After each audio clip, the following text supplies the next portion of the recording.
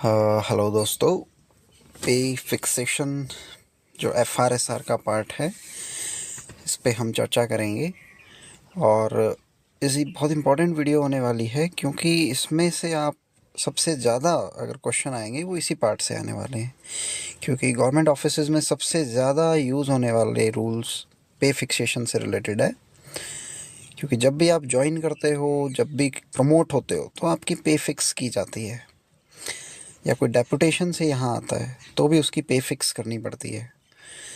सो इससे आप FRSR में से अगर 15 क्वेश्चन आते हैं तो इसमें से आप 4 से 5 क्वेश्चन एक्सपेक्ट कर सकते हैं। ठीक है, सो इम्पोर्टेंट होने वाली है। Let's start. सो कुछ एक बार मैं अंडरस्टैंडिंग दे देता हूँ। फंडामेंटल रूल्स में हमने डेफिनेशंस और जनरल कंडीशन ऑफ सर्विस कर लिए हैं। ठीक है, यहाँ से 2-3 क्वेश्चन आ जाते हैं, बहुत इंपॉर्टेंट पार्ट है ये। अब हम देखने वाले हैं पे। ठीक है, इसमें पे फिक्सेशन भी आ जाएगा, ये हमारा दूसरा पार्ट होगा। रिटायरमेंट हमने कर ही लिया है पेंशन वाले पार्ट में। ठीक है, लीव वाला जो पार्ट है ये पहले हुआ था FR 58 से 104 तक, तो ये रूल तो सारे हट ही गए। ठीक है, फिर 109 से आगे जितने भी रूल हैं वो हैं फॉरेन सर्विस। ठीक है, तो ये हम कर चुके हैं। लीव रूल हमारा हो गया है। फॉरेन सर्विस हम आने वाली वीडियो में करेंगे। पे हम अभी करने वाले हैं। ठीक है, और इसके बाद पे आने के बाद हमारी एक वीडियो आएगी फीस प्लस ऑनरेरियम पे, फिर एक आएगी फॉरेन सर्विस पे, एक आएगी अलाउंसेस पे। ठीक है, और एक आएगी अपार और सर्विस बुक पे।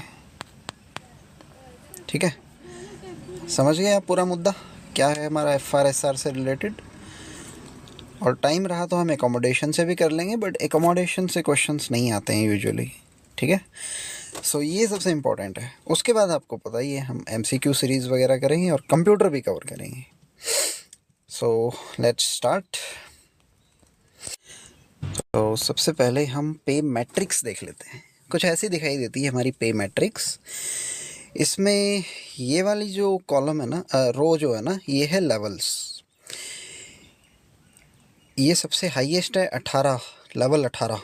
कैबिनेट सेक्रेटरी यहाँ पे होता है, जिसका बेसिक है 2.5 लाख। बेसिक पे फिर फर्दर डियरनेस अलाउंस और अदर अलाउंसेस लगते हैं as a percentage of this basic. और मिनिमम हमारा लेवल 1 है, यहाँ आप देखेंगे 18,000। ये लेवल 1 है MTS का। ठीक है, फिर लेवल 2 LDC, लेवल 4 UDC, ऐसे करते करते हमारा जो लेवल 7 AAO पे 44,900 है। पहले ये ग्रेड पे हुआ करता था, जैसे 4600 ग्रेड पे है ना, वैसे ही AO का लेवल 10 होता है तो 5400 ग्रेड पे है। यहाँ पे आप देख सकते हैं लेवल 10 ये वाला। ठीक है, सो ये पहले ग्रेड पे हुआ करता था, जो इस कॉलम में दिया हुआ है 10,000 तक जाता है ये। ठीक है, अब लेवल्स आ गए हैं जो कि फंक्शन से रिलेटेड, जिसका हाईएस्ट फंक्शन होगा तो हाईएस्ट जो हायरार्की में सबसे ऊपर उसका लेवल ज़्यादा, और जो जिसका रोल और फंक्शन छोटा होगा वो लेवल 1 2 3 4 ऐसे बढ़ता जाएगा। सो इधर जाते जाते जो फंक्शनल रोल है ना वो बड़ा होता जाता है। ठीक है, ये तो हो गया हॉरिजॉन्टल लेवल्स की बात। फिर ये क्या है, ये ऊपर से नीचे जो बढ़ रहे हैं ये हैं पे में इंक्रीमेंट्स। जैसे हमारा शुरू होता है यहाँ से, आप देखें अगर लेवल 7। ठीक है, 44,900 से शुरू होता है और हर साल पहली बार तो 6 महीने में लगता है इंक्रीमेंट, पहला इंक्रीमेंट। उसके बाद एक एक साल में लगता है, 1 साल 1 साल 1 साल ऐसे करके। ठीक है, सो ये जो है ना ये दिखाता है पे प्रोग्रेशन। प्रोग्रेशन, ठीक है, ये क्वेश्चन बनते हैं। ठीक है, MCQ में आते हैं ऐसे क्वेश्चंस कि पहले ग्रेड पे था, अब क्या है, अब लेवल्स हैं। ठीक है, हॉरिजॉन्टल में क्या दिखता है, फंक्शनल रोल। वर्टिकल में क्या दिखता है, पे प्रोग्रेशन। ठीक है, और मैक्सिमम 2.5 लाख बेसिक है। लेवल 18 पे, ठीक है। और मिनिमम जो है MTS लेवल पे होती है 18,000 लेवल 1 पे, ठीक है। सो इस तरह से ये चीज़ें हैं, ये हमें ध्यान रखना है। सो ये जो पे मैट्रिक्स है ये 7th पे कमीशन के बाद आई है, और जो ग्रेड पे वाला सिस्टम है वो अब ख़त्म हो गया है, ठीक है। पे बैंड्स एंड ग्रेड पे पहले हुआ करता था, ठीक है। और यहाँ पे इसको पे मैट्रिक्स हम कहते हैं, फाइन। इसमें 2 डायमेंशन है, हॉरिजॉन्टल वर्टिकल, ये हम पढ़ चुके हैं, ठीक है। 1/1/2016 से ये जो चीज़ें हैं पे मैट्रिक्स वाली ये लागू हुई हैं। 1/1/2016 ये डेट बहुत ही इम्पोर्टेंट है, यानी कि नया साल और नया पे स्केल 1 जनवरी से 1 जनवरी 2016, फाइन। और जो पुराने एम्प्लॉयज़ थे ना, उनके जो बेसिक है उसको एक फिटमेंट फैक्टर होता है 2.57 से मल्टीप्लाई किया गया, और जो भी इनका जो सेल बन रही थी इस पे मैट्रिक्स में, वहाँ उनकी पे को फिक्स कर दिया गया। क्योंकि पुराने एम्प्लॉयज़ जिन 1/1/2016 से पहले वाले, तो उनकी नया पे मैट्रिक्स आया तो उनकी सैलरी को फिक्स करना पड़ेगा फिर से नए पे मैट्रिक्स के हिसाब से। तो उनकी जो भी बेसिक थी उसको 2.57 से मल्टीप्लाई कर दिया गया। अब जैसे 8वां पे कमीशन आने वाला है तो उसका फिटमेंट फैक्टर भी कुछ ऐसा ही है 2-3 के अराउंड। तो जितना भी फिटमेंट फैक्टर होगा ना, उससे हमारी बेसिक को मल्टीप्लाई कर दिया जाएगा, फिर जो निकल के आएगा वो हमारी बेसिक होगी। इस टाइप से हमारी पे फिक्स की जाएगी फिर 8th पे कमीशन आने के बाद, ठीक है। फिटमेंट फैक्टर समझ आया, ये याद रखना है हमें, ठीक है। 2.57 वैसे कम ही आएगा क्योंकि पुरानी बात हो गई है अब 1/2016 की, फिर भी यू कैन रिमेंबर। एक चीज़ और बताना भूल गया कि ये जो चीज़ें हैं ना, ये पेज इसमें प्रोग्रेस, इसको सेल कहते हैं, दिस इज़ ए सेल, ठीक है। प्रमोशन जब इंक्रीमेंट लगता है तो हम नेक्स्ट सेल में आ जाते हैं, ठीक है, फिर नेक्स्ट सेल में आते हैं, ऐसे हमारी बढ़ती रहती है सेल्स, ठीक है। और ये हो गए हमारे लेवल्स। और लेवल को टाइम स्केल भी कहते हैं, ये है ना, इनको टाइम स्केल ऑफ पे कहा जाता है, ठीक है। और पे मैट्रिक्स पे आप एक नज़र रख सकते हैं, और इसका स्क्रीनशॉट भी आप लेके रख सकते हैं। फिर ये मैक्सिमम नीचे और जाता है, ये 40 तक जाता है नीचे, लास्ट जो रेंज है ना इसकी 40 तक जाती है, ठीक है। ओके, अब हम बात कर लेते हैं फिक्सेशन ऑफ पे की। पे फिक्स देखो, एक तो प्रमोशन होती है बंदे की तब होता है, दूसरा जब वो न्यू पोस्ट को ज्वाइन करता है, ठीक है, तब होता है। डायरेक्ट रिक्रूटमेंट के थ्रू नई पोस्ट पे आता है, या फिर डेपुटेशन के केस में होता है, ठीक है। ये 3 केसेस हैं मोटा मोटी, प्रमोशन, डायरेक्ट रिक्रूटमेंट और डेपुटेशन, ठीक है। इनको हम स्टडी करते हैं 1 बाय 1। ओके, मान लो किसी बंदे का प्रमोशन हो जाता है, ठीक है, इस लाइन का मतलब समझा, तो उसको एक इंक्रीमेंट दे दिया जाएगा जिस भी सेल में सेल से प्रमोट हुआ है वो, ठीक है। इसको समझते हैं, देखो मान लेते हैं आप AAO बनते हैं, ठीक है, तो आपकी पे जो है, आपको 3 साल बाद AO बना दिया जाएगा, तो आपकी 3 साल बाद पे कितनी होगी, लेट अस से आप यहाँ पहुँच जाते हो 49,000 पे, ठीक है। अब आप बन जाते हो AO यानी लेवल 10 पे, ठीक है, अभी आप लेवल 7 पे थे, तो आपको इस पे एक इंक्रीमेंट दे दिया जाएगा, ठीक है। तो कितनी आई, 50,500। अब हम लेवल 10 में देखेंगे 50,500 के इक्विवेलेंट कोई पोस्ट है, तो खैर देखो ये तो मैंने एग्जांपल थोड़ा सा गलत ले लिया, क्योंकि यहाँ तो ऑलरेडी ही 50,500 से ज़्यादा है, तो हम 56,100 ही देंगे उसको। मान लेते हैं कोई बंदे की, मान लो आप AAO रहते हैं 10-12 साल तक, और आपकी वहाँ सैलरी थी लेट से 60,400, तो आपको एक इंक्रीमेंट दे दिया जाएगा प्रमोशन के नाम का, तो आपकी सैलरी 62,200 हो जाएगी, ठीक है। तो अब हम लेवल 10 में देखेंगे 62,200 के इक्विवेलेंट कौन सा है यहाँ, 61,300, ये तो देंगे नहीं, कम हो जाएगा, तो next higher cell that is 63,100, यहाँ आपकी पे फिक्स कर दी जाएगी। फिर यहाँ एक गड़बड़ हो जाती है। मान लो किसी एम्प्लॉई का मान लो यहाँ किसी का प्रमोशन होना है और उसके अगले दिन ही उसका डेट ऑफ नेक्स्ट इंक्रीमेंट भी है, तो अगर आपने यहाँ उसको प्रमोशन दे दी तो वो इंक्रीमेंट का फ़ायदा नहीं ले पाएगा। ठीक है, तो एम्प्लॉई को FR22IA1 के तहत ऑप्शन दिया जाता है कि आप डेट ऑफ नेक्स्ट इंक्रीमेंट से अपना प्रमोशन, अपनी पे फिक्स करवाना चाहते हैं या डेट ऑफ प्रमोशन जो हुई है, यहाँ पे प्रमोशन हुई है ना, यहाँ से पे फिक्स कराना चाहते हैं। ठीक है, तो अगर वो डेट ऑफ नेक्स्ट इंक्रीमेंट से चुनता है तो क्या होगा वो हम अब देखते हैं। तो इसमें ऐसा होगा, बहुत मुश्किल नहीं है। मान लो आपकी सैलरी यहाँ थी 60,400, लेवल 7 में, आप AAO हैं। ठीक है, तो उसने कहा है मेरा डेट ऑफ नेक्स्ट इंक्रीमेंट से फिक्स करो, आप पे फिक्स हमारी डेट ऑफ नेक्स्ट इंक्रीमेंट से करो, प्रमोशन की डेट से मत करो। तो जिस डेट से प्रमोशन हुई है वहाँ से लेकर डेट ऑफ नेक्स्ट इंक्रीमेंट तक भी तो उसकी कुछ सैलरी होगी इस पीरियड में भी। वो कितनी होगी, ये 60,400 है ना अभी तो उसकी। तो अब हम लेवल 10 में जाके देखेंगे कि कहाँ 60,400 के आसपास बन रहा है कुछ, तो वो होगा 61,300। ठीक है, तो डेट ऑफ नेक्स्ट इंक्रीमेंट तक तो उसको 61,300 दे दी जाएगी। अब आ गई उसकी डेट ऑफ नेक्स्ट इंक्रीमेंट। ठीक है, तो अब उसको एक इंक्रीमेंट, तो इंक्रीमेंट के नाम का और एक प्रमोशन के नाम का, तो यहाँ पे उसको 2 इंक्रीमेंट दे के 64,400 कर दी जाएगी। ठीक है, इंक्रीमेंट पुरानी वाली पे लगेगा, ये ध्यान रखना। ठीक है, ये तो हम फॉर द टाइम बीइंग उसको दे रहे थे, ये उसकी ओरिजिनल सैलरी नहीं है ये वाली। ठीक है, 2 इंक्रीमेंट लगाएंगे, एक प्रमोशन के नाम का, एक इंक्रीमेंट के नाम का, तो उसकी 64,100 हो जाएगी। तो वो हम यहाँ देखेंगे लेवल 10 में, तो 63,100 तो दे नहीं सकते, तो 65,000 उसकी फ़िक्स कर देंगे from date of next increment. तो देखा यहाँ इसको कितना फ़ायदा मिला है।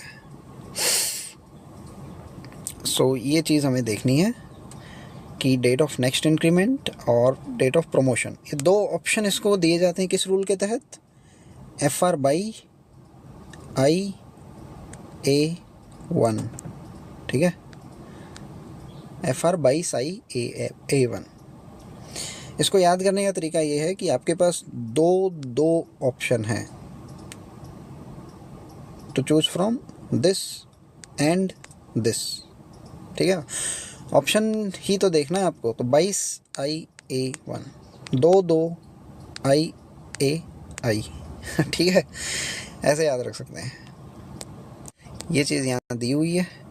नॉर्मल केस में तो उसको 1 इंक्रीमेंट दे दिया जाएगा और जो भी सेल होगी प्रोमोटेड लेवल में वहाँ उसको फिक्स कर दिया जाएगा। फिर यहाँ दिया हुआ है fixation of pay on promotion from the date of next increment.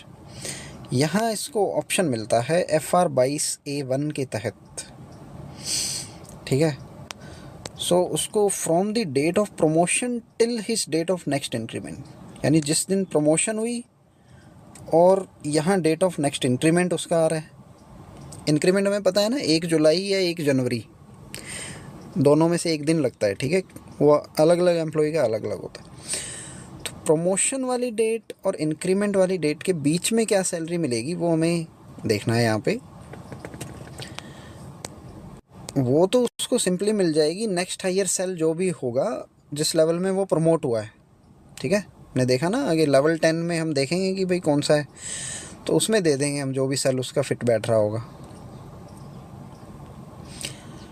और उसके बाद उसकी रीफिक्स की जाएगी बाय गिविंग 2 इंक्रीमेंट्स। कौन से लेवल में लगेगा, लेवल 10 में या लेवल 7 में, from which he is promoted. तो लेवल 7 से प्रमोट हुआ है ना वो, तो वहाँ उसकी 60,000 समथिंग थी, तो उसको 2 इंक्रीमेंट दे दो बस। फिर फिक्स कर दो लेवल 10 में जाके। फिक्स तो लेवल 10 में ही करेंगे ना हम क्योंकि लेवल 10 में ही हुआ है। इंक्रीमेंट हम पुराने वाले में लगाएंगे, बस इतना ध्यान रहेगा। और इस पे MCQ बन सकते हैं, बिल्कुल आपको प्रॉपर स्टेटमेंट दी जाएगी कि भाई फलाना व्यक्ति इस दिन ज्वाइन करता है, ये उसका पूरा सिस्टम है, ये उसकी डेट ऑफ नेक्स्ट इंक्रीमेंट है, तो बताओ भाई इसकी क्या, कहाँ पे पे फिक्स करें। ठीक है, तो आपको ये प्रॉपर एग्जांपल के साथ पूछा जा सकता है, ये अच्छे से समझ लो आप। ठीक है, और हम यहीं पे पे प्रोटेक्शन का भी देख लेते हैं। ये हमने पे प्रमोशन देखा ना, जो बंदे मान लो आप कहीं काम कर रहे थे लेवल 7 पे, आप यहाँ आ जाते हैं किसी डिपार्टमेंट में लेवल 10 पे, डायरेक्ट मान लो आप ईपीएफओ में एपीएफसी बन जाते हैं, लेवल 10 की पोस्ट है, तो आपको पे प्रोटेक्शन दी जाती है। ठीक है, तो पे प्रोटेक्शन में आपकी यहाँ कुछ सैलरी थी मान लो 60,000। ठीक है, लेवल 10 में शुरू ही 56,100 से होता है। तो यहाँ पे क्योंकि हायर रिस्पॉन्सिबिलिटी इन्वॉल्व है, तो आपको हायर रिस्पॉन्सिबिलिटी के नाम का 60,000 पे एक इंक्रीमेंट लगाया जाएगा। फिर जो भी सैलरी आएगी वो यहाँ देखा जाएगा किस सेल में है, वो यहाँ फिक्स कर दी जाएगी लेवल 10 में। ठीक है, और ये चीज़ प्रोबेशन पूरा होने के बाद की जाती है। ठीक है, 2 साल जब आपके पूरे हो जाते हैं ना, उसके बाद आपको ये बेनिफिट दिया जाता है। ठीक है, तो हमने दोनों चीज़ें कवर कर ली है, प्रमोशन के केस में पे फिक्सेशन, और डायरेक्ट रिक्रूटमेंट के थ्रू कोई बंदा आता है जहाँ हायर रिस्पॉन्सिबिलिटी इन्वॉल्व है। ठीक है, और अगर सेम पोस्ट पे ही आ जाता है, सेम ही लेवल पे, लेवल 7 ही है मान लो, इक्विवेलेंट है, कहीं एएसओ था डब्ल्यूओ की पोस्ट पे आ गया, तो उसको वो एक हमने एक इंक्रीमेंट लगाया था ना हायर रिस्पॉन्सिबिलिटी का, वो हम नहीं लगाएंगे, सीधा ही बस बराबर की बराबर सेल देखेंगे कोई और उसमें उसको फिक्स कर देंगे। ठीक है, ये हमारा मैटर है पूरा। और ये जो चीज़ मैंने छोटे में समझाई है ना, ये आप रूल पढ़ेंगे तो उसमें 7-8 पेज में दिया हुआ है पूरा मामला। ठीक है, वो भी मैं दिखाऊंगा आपको अभी, डोंट वरी। राइट, फिर एक देखते हैं FR 15A के तहत अगर किसी एम्प्लॉय का हायर पोस्ट से लोअर पोस्ट में ट्रांसफ़र कर दिया जाता है, उसने खुद ही रिक्वेस्ट की थी कि मुझे लोअर पोस्ट चाहिए। ठीक है, तो ऑफ कोर्स पहले उसको सैलरी ज़्यादा मिल रही होगी, अब कम मिल रही होगी। ठीक है, तो अब उसको हायर पोस्ट वाली सैलरी ही दी जाएगी। ठीक है, पे प्रोटेक्ट की जाएगी उसकी, एक तरह से देखा जाए तो उसको जो सैलरी मिलेगी वो equal to the pay drawn by him in higher level of post. ठीक है, बराबर ही सैलरी मिलेगी जितनी पहले थी। तो पे फिक्स कैसे की जाएगी, अगर मान लो लेवल 10 के वो किसी पर्टिकुलर सेल में था, ठीक है, अब वो कह रहा है मुझे लेवल 7 पे वापस भेज दो, अगर वो सेम ही सेल मिल जाता है उसमें फिर तो ठीक है, अगर सेम सेल नहीं मिलता है तो उससे लोअर वाला देखा जाएगा। ठीक है, उसमें फ़िक्स की जाएगी फिर। और मान लो ये लोअर वाले में मान लो इसकी सैलरी बनती है लेट्स से 50,000, नहीं 50,000 नहीं, लेट्स से 60,000, और यहाँ ये कमा रहा था मान लो 65,000 या 62 मान लो, चलो इतना डिफरेंस नहीं करते। तो अब ये जो उसको घाटा हुआ है 2,000 का, ये उसको पर्सनल पे के रूप में भी दिया जाएगा। ठीक है, ये चीज़ यहाँ लिखी हुई है। ये देखो, may be granted as personal pay. हमने देखा था ना पर्सनल पे क्या होती है, उसकी सब्सटेंशियल पे में अगर कोई डिफरेंस आता है, कम हो जाती है, तो उसको पर्सनल पे दी जाती है। वैसे ही हमने स्पेशल पे देखी थी। स्पेशल पे क्या होती है, अगर स्पेशल काम कर रहा है वो, बहुत ही आर्ड्यूअस नेचर का काम है, ठीक है, बहुत ही मुश्किल काम अगर वो कुछ कर रहा है, जैसे कैशियर्स होते हैं उनको कैश हैंडलिंग अलाउंस दिया जाता है। ठीक है, सो वो अपने आप में एक आर्ड्यूअस नेचर का काम है, तो उसको स्पेशल पे कहा जाता है। ये हुआ पर्सनल पे, ये हुआ स्पेशल पे, हमने रिवाइज भी कर दिया है यहाँ पे। ठीक है, सो ये याद रखना है, स्टेज नेक्स्ट बिलो। ठीक है, यूजुअली हम देखते हैं स्टेज नेक्स्ट हायर, अगर हमें हायर पे फिक्स करनी है, अगर हमें लोअर पोस्ट पे फिक्स करनी है तो स्टेज नेक्स्ट बिलो। स्टेज इसको बोलते हैं सेल कोई। ठीक है, अगर ये लेवल 10 वाली कोई सेल है, हमें लेवल 7 पे जाना है, अगर सेम सेल नहीं मिली तो हम लोअर पे देखेंगे, नेक्स्ट बिलो। ठीक है, सो ये हुआ हमारा हायर पोस्ट से लोअर पोस्ट जाने के बाद किस तरह से पे फिक्स करते हैं। ठीक है, और एक लाइन और लिखी हुई है, मान लो लेवल 10 पे वो कुछ कमा रहा था लेट्स से 65,000, ठीक है। और अब वो जाना चाहता है लेवल 7 पे। लेवल 7 का मान लो मैक्सिमम जो जाता है वर्टिकल रेंज वो ही लेट से 60,000 है, एज्यूम कर रहा हूँ मैं, ठीक है। तो उसको तो घाटा हो गया। तो हाँ, हमें क्या है, घाटा देना पड़ेगा अब, क्योंकि मैक्सिमम ही लेवल 7 में ये है, तो हम इससे ज़्यादा कैसे दे दें। तो उसको यहीं पे ही रेस्ट्रिक्ट कर दिया जाएगा, ठीक है। यूजुअली कोई एम्प्लॉय क्यों जाएगा, बट कई बार होता है कुछ एम्प्लॉय जाना चाहते हैं, ठीक है। सो वो उसको ये नुकसान झेलना पड़ेगा। अगर 65,000 की इक्विवेलेंट कोई सेल यहाँ मिल जाती है फिर तो अच्छी बात है, लोअर में उसको वहाँ फिक्स कर देंगे। नहीं मिलती है और मैक्सिमम ही अगर 60,000 है यहाँ लेट से, तो उसको 60,000 पे ही रोका जाएगा, ज़्यादा नहीं दिया जाएगा फिर से, क्योंकि लेवल 7 में मैक्सिमम ही इतना है, हम कहाँ से लाएं। और सो ये हुआ यहाँ पे। और अब देखते हैं, हमने देखा था ऊपर कि गवर्नमेंट सर्वेंट्स को ऑप्शन दिया जाता है कि वो डेट ऑफ प्रमोशन से अपनी पे फिक्स कराना चाहते हैं या डेट ऑफ नेक्स्ट इंक्रीमेंट से। तो मान लो उन्होंने एक ऑप्शन चुन लिया, अब उनको लगा कि यहाँ घाटा हो रहा है, तो उनको 3 महीने का टाइम मिलेगा रिवाइज करने का, ठीक है। 3 महीने के अंदर अंदर वो री एक्सरसाइज कर सकते हैं अपना ऑप्शन, और जो भी उनको नुकसान हुआ है वो एरियर के रूप में दे दिया जाएगा। इतनी सी बात है यहाँ पे। ओके, सो नाउ हम देखते हैं, अगर कोई बंदा एक्स कैडर पोस्ट में जाता है, यानी डेपुटेशन पे जाता है, एक्स कैडर यानी अपने कैडर से बाहर, ठीक है। मतलब आप मान लो AAO हैं किसी यहाँ पे, ठीक है, एम्स में आप जाते हैं, लेट से मिनिस्ट्री में ASO की पोस्ट पे, यानी आप डेपुटेशन पे गए हैं, तो ये अपने कैडर से बाहर की पोस्ट है ना, ASO। सो इसको बोल दिया एक्स कैडर पोस्ट पे डेपुटेशन पे कोई बंदा जा रहा है। मान लो आप दिल्ली चले गए, ठीक है, वहाँ पे जाके आपकी पे कैसे फिक्स होगी ये हम देखते हैं। थोड़ा एग्जाम्पल चेंज करते हैं, यहाँ पे ASO की जगह हम ले लेते हैं ASO से थोड़ा हायर, SO मान लेते हैं लेट से, ठीक है, लेवल 10 हो गया, ठीक है। अब हम देखेंगे, अब इसके पास दो ऑप्शन है, या तो अपनी वो देखो AAO जो थी वो अपनी पेरेंट कैडर, या तो अपनी पेरेंट कैडर वाली पोस्ट में जो पे मिल रही थी प्लस डेपुटेशन अलाउंस ले ले, डेपुटेशन अलाउंस है, ठीक है, या वो अपनी एक्स कैडर वाली पोस्ट का जो पे है वो ले ले। सो इस केस में तो हमें पे फिक्स करने की नीड ही नहीं है, सीधा सीधा हम पेरेंट कैडर में जो थी उसकी पोस्ट AAO पे वो देख लेंगे और उसमें उसको ये जो डेपुटेशन अलाउंस है ये दे देंगे, ठीक है। यहाँ तो ये सिंपल सी बात है। पे फिक्स करने की नीड यहाँ आती है जब वो एक्स कैडर वाली चुनता है। अगर ये एक्स कैडर वाली पोस्ट यानी SO वाली पोस्ट, यहाँ पे अगर ज़्यादा है तो FR 22A1A1 के तहत फिक्स होगी, फाइन, यानी एक इंक्रीमेंट उसको दिया जाएगा हायर रिस्पॉन्सिबिलिटी का, ठीक है। यहाँ AAO पे उसकी लेट्स से जो भी सैलरी थी उस पर एक इंक्रीमेंट लगाया जाएगा, फिर SO में फिक्स कर दिया जाएगा SO वाले लेवल पे।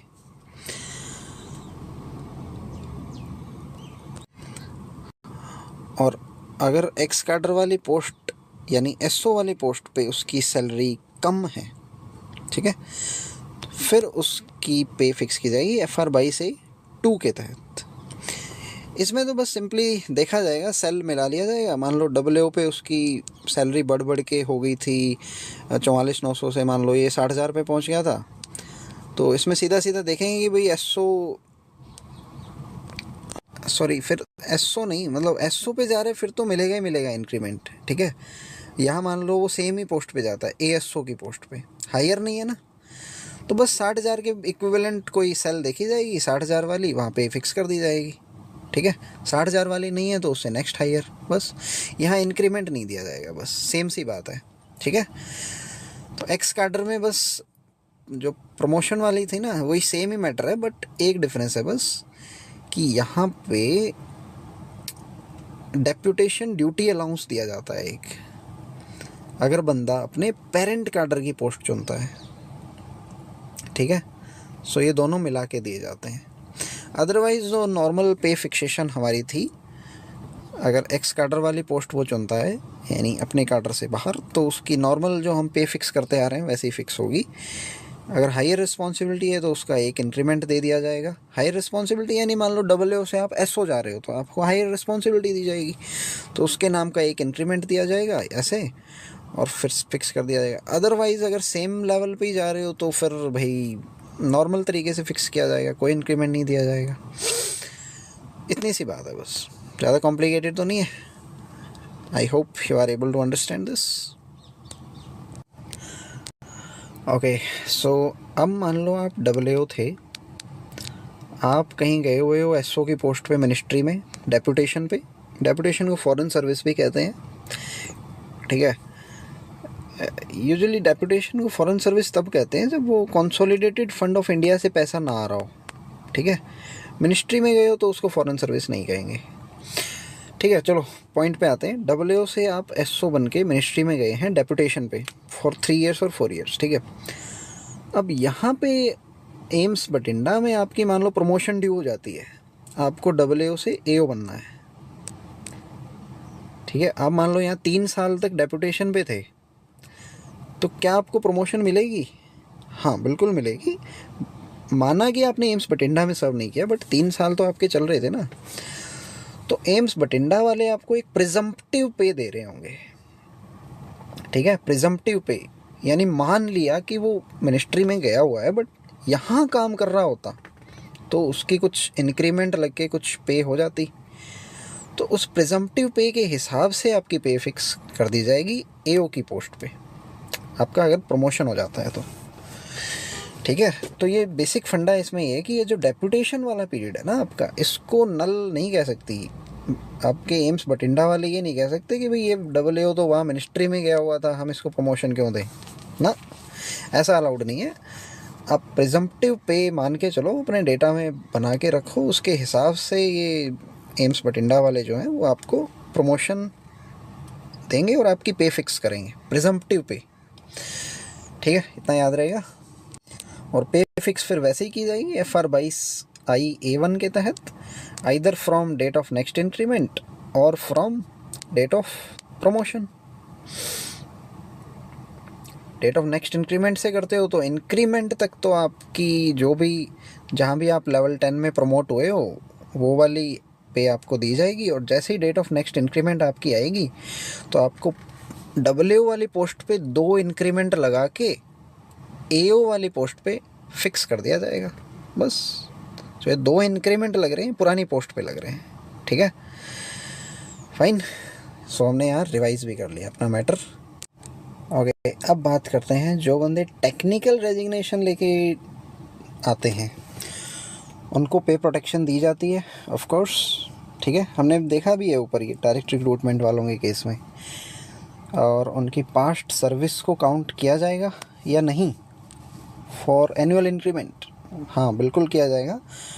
उनका जो पहले से इंक्रीमेंट की डेट थी ना, उसके साथ कोई छेड़छाड़ नहीं होगी, वो वही जारी रहेगी।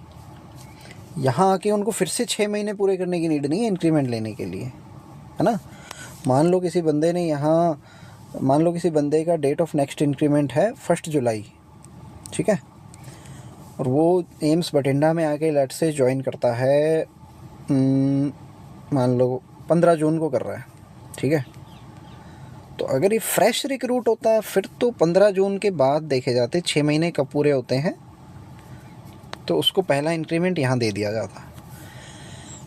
अब अगर ये टेक्निकल लेके आया ना, तो ये 15 जून के बाद 6 महीने नहीं देखे जाएंगे, सीधा उसको 1 जुलाई को नेक्स्ट इंक्रीमेंट दे दिया जाएगा, क्योंकि पहले से सर्विस इसकी कंटिन्यू है, तो ये 6 महीने की नीड नहीं है, ठीक है। और पहला इंक्रीमेंट 6 महीने के बाद मिला है, दूसरा कब मिलता है? दूसरा 1 साल के बाद, ठीक है, आगे 1 साल के बाद मिलता है। पहला जो है वो 6 महीने के बाद मिलता है, ये कंफ्यूज नहीं होना है यहाँ पे। सो इतनी बात यहाँ पे लिखी हुई है कि इस टाइप से पे फिक्स होगा इनका। और अगर वो बंदा मान लो कहीं LDC था, ठीक है, वहाँ उसकी सैलरी हो गई थी लेट से 50,000 बेसिक, और अब वो यहाँ AAO बन के आ रहा है, तो अब उसको देखा जाएगा कि पहले तो हायर रिस्पॉन्सिबिलिटी दी जा रही है उसको, तो हायर रिस्पॉन्सिबिलिटी का एक इंक्रीमेंट लगेगा, एक इंक्रीमेंट लगा के यहाँ फिक्स कर दी जाएगी। अगर मान लो कोई बंदा ASO है कहीं, ठीक है, उसकी भी सैलरी लेट से 50,000 हो रखी है, तो इक्विवेलेंट पोस्ट है ना ये, हायर रिस्पॉन्सिबिलिटी नहीं है, तो 50,000 के बराबर ही कोई सेल देखी जाएगी लेवल 7 में, वहाँ फिक्स कर दी जाएगी। हायर रिस्पॉन्सिबिलिटी नहीं है तो कोई इंक्रीमेंट नहीं दिया जाएगा एक, ठीक है। और ये जो PSU वाले बंदे हैं, ये भी अगर डायरेक्ट रिक्रूट होके आते हैं तो इनकी भी पे फिक्स की जाएगी, ठीक है। सेम ही मेथड लगेगा, बस मेन मुद्दा हमारा ये है कि पे प्रोटेक्ट करनी है हमें, ठीक है। पे बंदे की कम नहीं होनी चाहिए, फाइन। एक कॉन्सेप्ट आता है, इसको डिटेल में नहीं पढ़ना है, बस इतना देखना है कि स्टेपिंग अप क्या होता है, स्टेपिंग अप ऑफ पे। मान लो 2016 से पहले कोई बंदा था, उसकी सैलरी, वो भले ही सीनियर था, ठीक है, उसकी कुछ पे फिक्स की गई नए पे मैट्रिक्स के हिसाब से। अगर वो कम बनती है उसके किसी जूनियर से जो 1 जुलाई 2016 के बाद आता है, तो ये जो कम बनी है ना, जितनी कम बनी है उतना स्टेप अप कर दिया जाता है। फिर ये जो नई पे बनेगी ये स्टेपिंग अप के बाद दी जाती है। सो स्टेप अप करना इतना ही है बस, ठीक है। आपको अपने जूनियर के बराबर पे आपकी होनी चाहिए अगर आप सेम लेवल पे हो। सो ये एनोमलीज आई थी, ठीक है, जब नया पे मैट्रिक्स आया था 1 जनवरी 2016 सॉरी, ये हमने फिटमेंट फैक्टर 2.57 से मल्टीप्लाई किया ना लोगों की बेसिक पे को, तो जो उनकी नई सैलरी निकल के आई तो कुछ केसेस में वो कम बन रही थी, सेम 2016 के बाद अपॉइंट होने वाले उन्हीं के ही जूनियर से। सो ये कमाल की बात हो गई थी, इसलिए इनको स्टेप अप किया गया इनकी पे को। इतना ही याद रखना है इसमें हमें, stepping up. So next topic हमारा है इंक्रीमेंट। इंक्रीमेंट हमने देख ही लिया है, जो हमारा पे मैट्रिक्स था ना उसके अंदर जो सेल्स थी, ठीक है, सेल्स ऐसे बढ़ रही थी ना हमारी आगे आगे, सेल्स को स्टेज भी हम कह रहे थे, है ना। तो वो निर्धारित है, वो हर साल आपकी प्रमोशन होती जाती है, पहली बार 6 महीने के बाद होती है और उसके बाद हर साल आपको इंक्रीमेंट दिया जाता है। डेट हमारी 1 जुलाई या 1 जनवरी, ये डिपेंड करता है हमारी डेट ऑफ ज्वाइनिंग क्या है, ठीक है। सो उसके हिसाब से हमारी डेट ऑफ इंक्रीमेंट फिक्स होती है, या तो 1 जनवरी को या 1 जुलाई को। अच्छा, मान लो कोई बंदा 2 जनवरी को ज्वाइन करता है, ठीक है, तो उसको कब नेक्स्ट इंक्रीमेंट दिया जाएगा? क्या 1 जुलाई को दिया जाएगा? नहीं, क्योंकि यहाँ उसके 6 महीने पूरे नहीं हो पा रहे हैं। हाँ, 1 जनवरी को किया होता ना इसने ज्वाइन, फिर तो हो जाते। तो एक दिन के कारण इतना बड़ा लॉस हो जाता है, ठीक है। यहाँ 6 महीने से एक दिन कम रह रहा है इसका, बस 1 जुलाई को। इस कारण इसका डेट ऑफ इंक्रीमेंट जो है वो 1 जनवरी को जाके पड़ेगा। ये उसको थोड़ा नुकसान हो गया यहाँ पे, है ना। पर यहाँ कुछ लोगों को फ़ायदा भी हो जाता है। मान लो कोई बंदा, फ़ायदा तो नहीं होता, मतलब ये कह सकते हैं, मान लो कोई बंदा यहाँ ज्वाइन करता है, यहाँ जनवरी था ना, यहाँ हमारा जुलाई हो गया, 1 जुलाई। मान लो कोई बंदा यहाँ ज्वाइन करता है, लेट्स से 30 जुलाई को, 30 जून को, फिर उसको 6 महीने लगभग यहाँ 1 जनवरी में हो ही जाएंगे आराम से, 6 महीने से ज़्यादा ही। तो यहाँ उसको 6 महीने के आसपास ही कवर करना पड़ रहा है।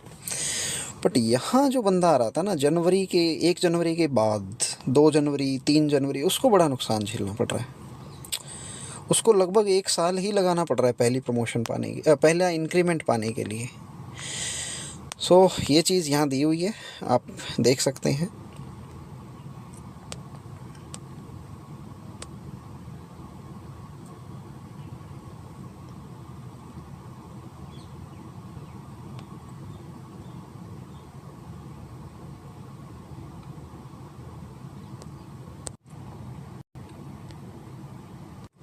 ये यहाँ दिया हुआ है कि 3 महीने के बाद फिर से ऑप्शन दिया जाता है पे फिक्सेशन के लिए, ऑप्शन चुनने का।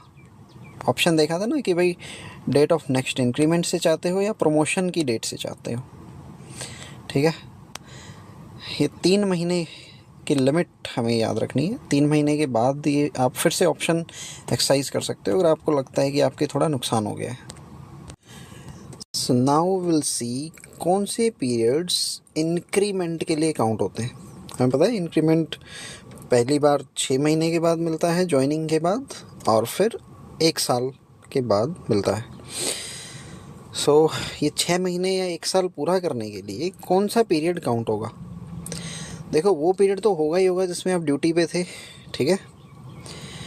किसी दूसरी पोस्ट पे आप सर्व कर रहे थे बिकॉज ऑफ डेपुटेशन या वट एवर रीज़न या फॉरेन सर्विस, बट हाँ वो कम पे वाली पोस्ट नहीं होनी चाहिए, ठीक है।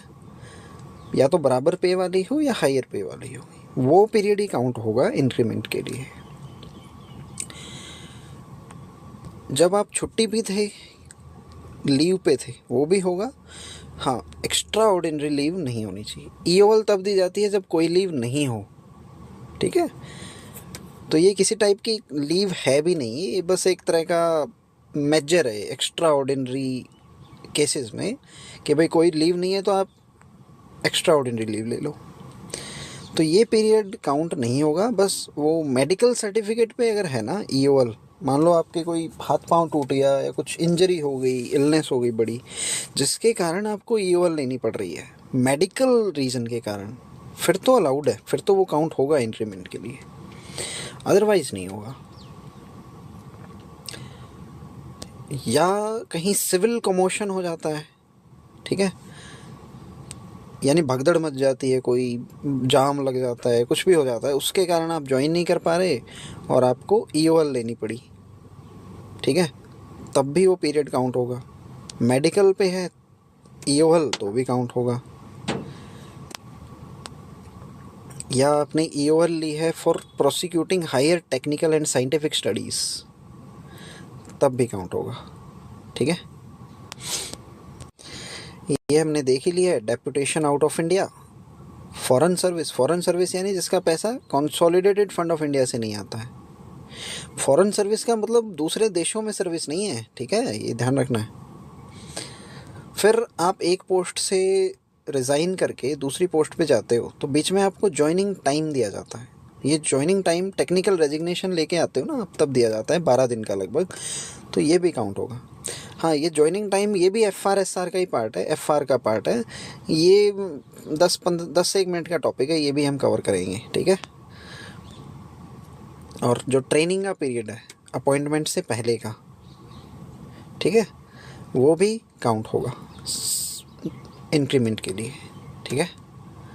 सो बेसिक सी बातें हैं, बस कंफ्यूजिंग यहाँ हो सकती है कि कम पे वाली पोस्ट पे अगर आपने सर्विस दी है वो काउंट नहीं होगा, ठीक है, और ईओएल पे अगर आप चले गए हो तो नहीं होगा। बस ईओएल वो अगर मेडिकल पे है तो हो जाएगा, अगर वो सिविल कमोशन के कारण आपने लिए तो भी हो जाएगा, हायर टेक्निकल स्टडी के लिए लिए तो भी हो जाएगा।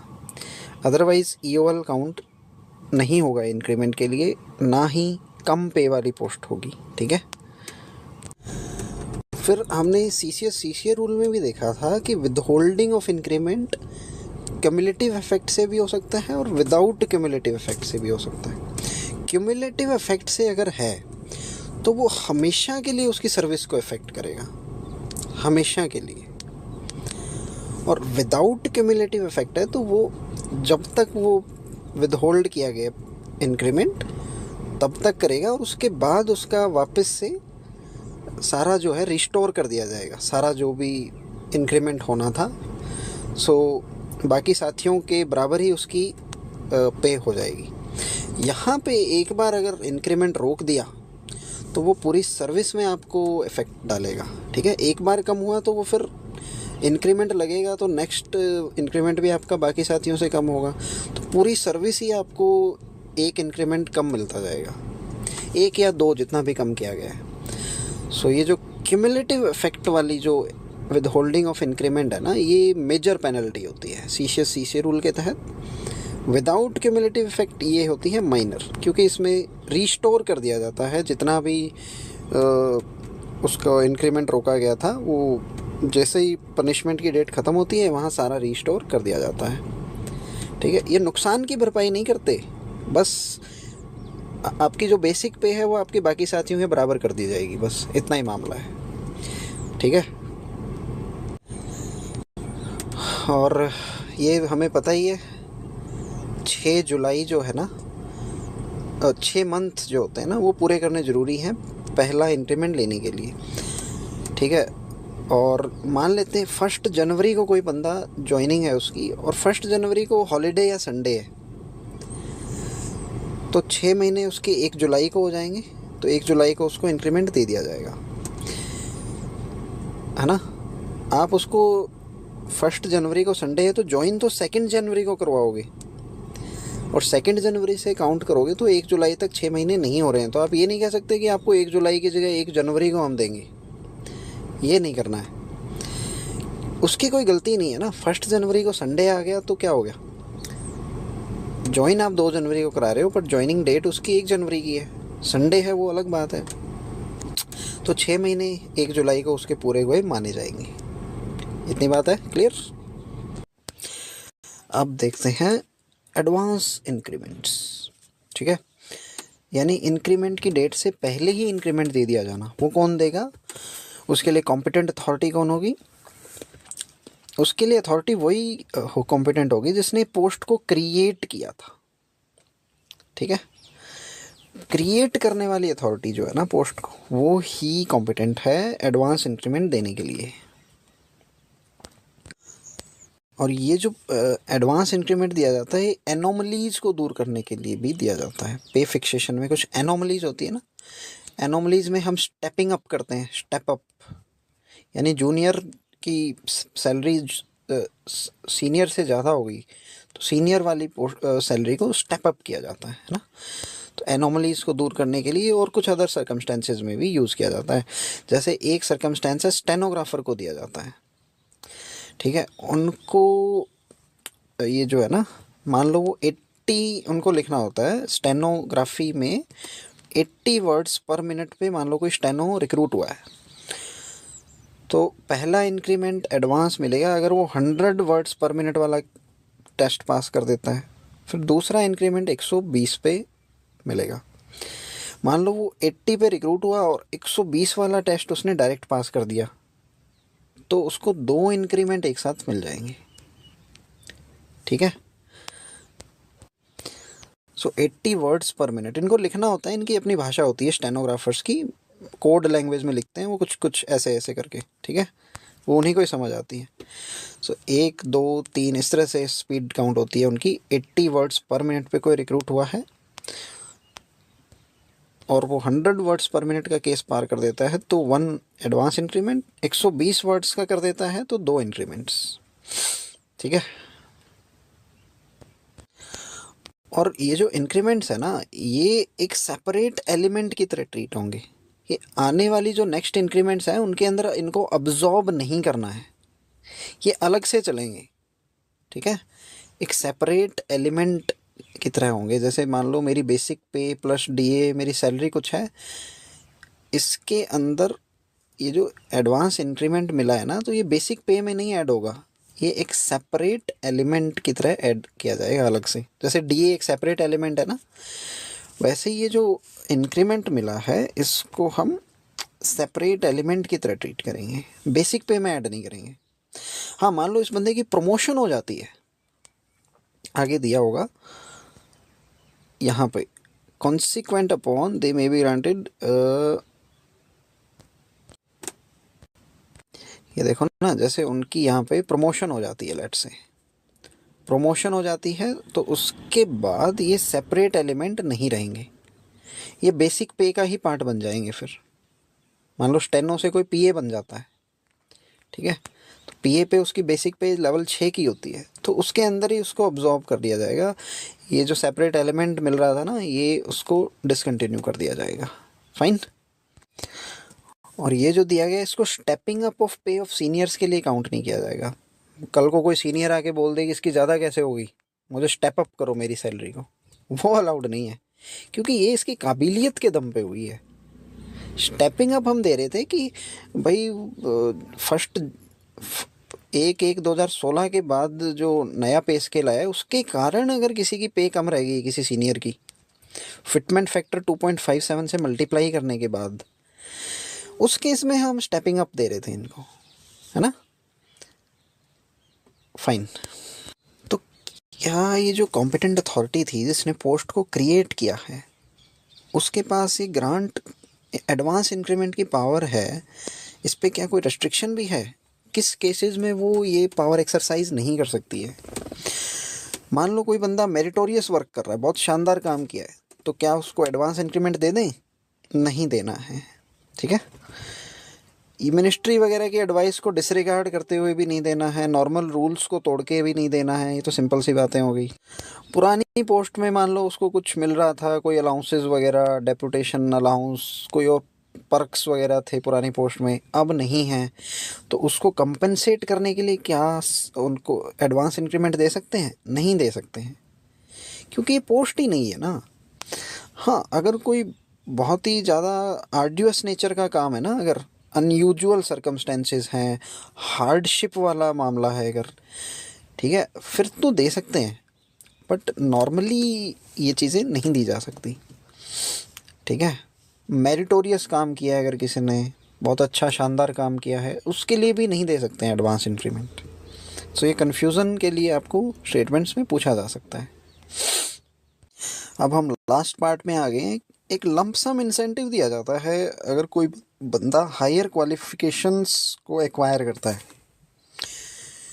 फाइन।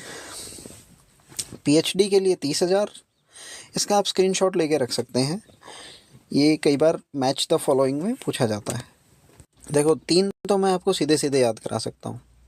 पीएचडी यानी डॉक्टरेट, इसमें ट्रे पे फोकस आ रहा है, डॉक्टरे और ट, यहाँ 30, यहाँ पे भी 30, ठीक है, याद हो जाएगा ये। दूसरा मैं बताता हूँ आपको, ये डिग्री 3 साल वाली नॉर्मल डिग्री हमारी 10, डी से डिग्री 10 यानी डेका, ये याद हो जाएगा। फिर है पीजी, पीजी यानी 25, यहाँ भी साउंड ऐसा ही हो रहा है ना, पीजी 25, ओके। अब बचे ये 2, इसको ऐसे याद करो, पीजी डिग्री नॉर्मल अगर है 1 साल से ऊपर वाली, उसमें तो 25 है, उससे 5 कम कर दो तो हमारा 20,000 आ जाएगा। यहाँ जो हमारी नॉर्मल डिग्री है 3 साल, जो हर कोई करता है, उससे 3 साल से ज़्यादा वाली डिग्री है तो 5 यहाँ बढ़ा दो, बस हो गया अपना काम। सो आप इसका स्क्रीनशॉट लेके रखें और रिवाइज करें। फाइन। और एक चीज़ कंडीशन यहाँ पे ये है कि ये जो नॉर्मल जो एकेडमिक और लिटरेरी सब्जेक्ट्स हैं ना, जैसे मान लो किसी ने हिस्ट्री में कर लिया, ज्योग्राफी में कर लिया, है ना, इंग्लिश में कर लिया, इस टाइप के सब्जेक्ट्स में अलाउड नहीं है। ये आपकी आने वाली पोस्ट में फंक्शंस से रिलेटेड होना चाहिए। जैसे कोई जेई है, वो अगर एमटेक करना चाह रहा है तो अच्छी बात है, आगे उसकी हेल्प करेगा ये जॉब को बेटर परफॉर्म करने के लिए, है ना। सो ये जो फंक्शन वो परफॉर्म कर रहा है ना, उससे रिलेटेड होना चाहिए और गवर्नमेंट की एफिशिएंसी में कंट्रीब्यूट करना चाहिए। और डिज़ायरेबल और एसेंशियल क्वालिफिकेशन अगर दी हुई है किसी पोस्ट के लिए, जैसे AAO के लिए MBA दिया हुआ है, कोई बंदा कहता है कि मैं MBA करना चाहता हूँ और मुझे MBA करने के बाद लंप सम पैसा चाहिए कुछ, पीजी में आ गया ना MBA, तो मास्टर्स है ये, तो पीजी का कितना है 25, कोई बोले मुझे 25,000 रुपये चाहिए, तो ये अलाउड नहीं है क्योंकि ये डिज़ायरेबल में था, है ना। और मान लो वो इन कोर्सेज़ के लिए सरकार से परमिशन लेके स्टडी लीव पे चला जाता है, स्टडी लीव के केस में ये सब अलाउड नहीं है, क्योंकि स्टडी लीव में उसको सैलरी दी जा रही है ना। और यहाँ आने के बाद उसको शायद 3 साल सर्व भी करना पड़ता है, नहीं करता है तो सारा पैसा रिकवर कर लिया जाता है। ये जस्ट फॉर रिवीजन है, एक बार चेक कर लेना है, 3 साल है या 2 साल, हमने लीव रूल्स में पढ़ा था, है ना। और 5 साल की सर्विस के बाद मिलता है, 5 साल पूरे हो जाते हैं ना, उसके बाद आप स्टडी लीव पे जा सकते हो 2 साल के लिए, 2 साल का टाइम मिलता है आपको।